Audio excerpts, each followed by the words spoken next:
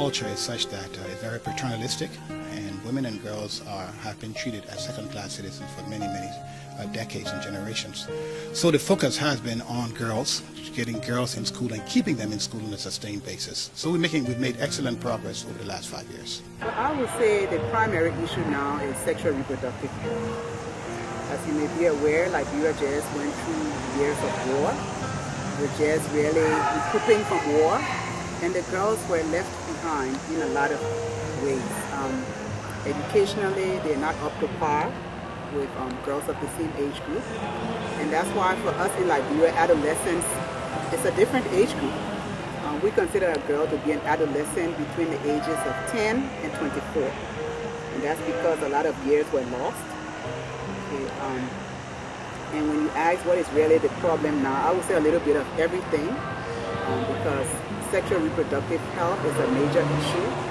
Girls' rights issue is also major. Gender-related crimes and violence in a post-conflict environment is not uncommon, specific to Liberia. This is generally a manifestation of civil crises anywhere in the world. So there has been an elevation of crimes against women, or gender-related crimes, because in the war in Liberia, the Civil War, sexual violence was used as a tool of war. So, and that more or less manifested itself in our post-conflict environment. With reference to education, there are several aspects of it.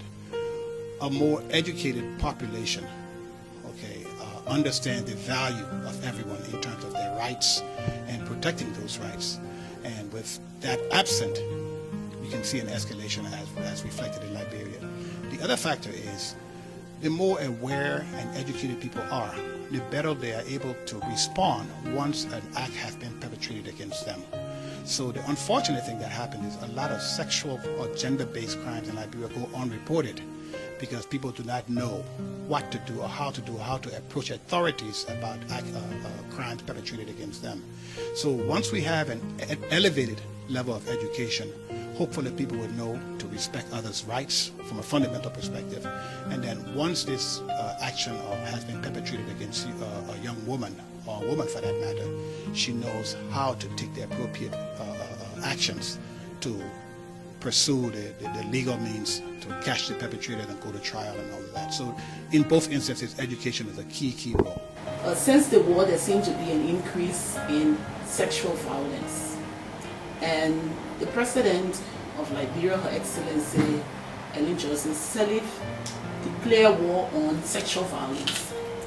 And her government, in an effort to curtail the high incident, first created a special court for the trial of sexual violence. And that court is called Criminal Court E, and that is in Montserrat County.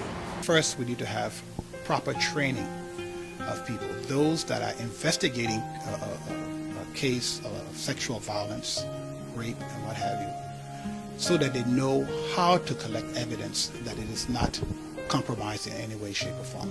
We also need to have better training of the judicial practitioners, so they know the laws, they understand what the rules are, they understand what can and cannot be done, and they understand both the perpetrator, the alleged perpetrator, and the victim's rights.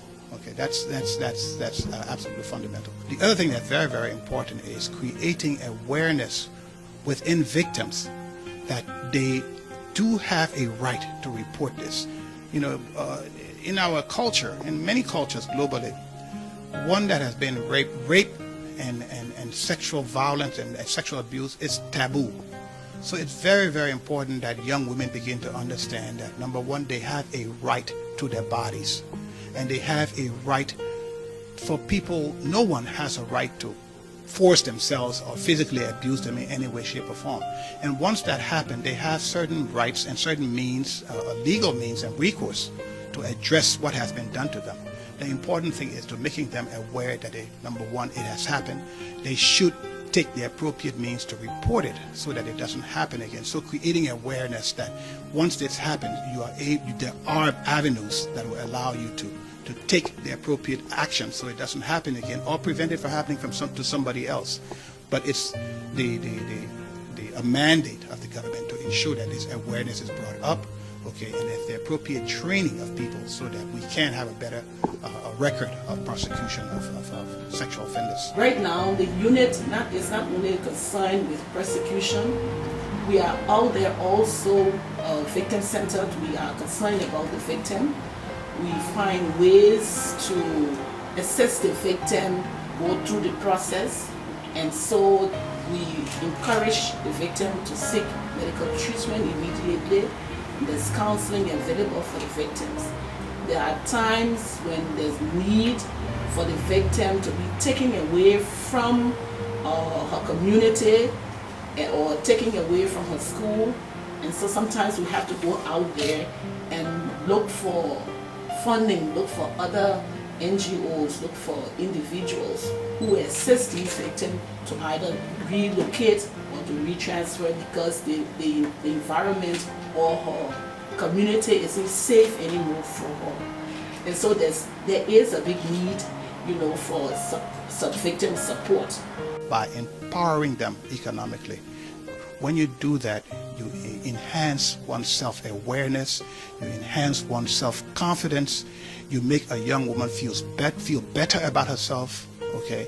So the bottom line is, if we can economically and socially empower people, we're able to address these kinds of problems like violence against women. Okay, so for us, we're just appealing to anybody, be it Liberian, anybody who have an interest in girls' education, girls' health, the well-being of girls, to come out and support this effort. And whatever support, we're not calling numbers and saying this amount. But we're saying that if you can help a girl through education, if you can help a girl by volunteering your services, if you can help a girl by talking to other people about what's going on in Liberia, any of those steps would be well appreciated.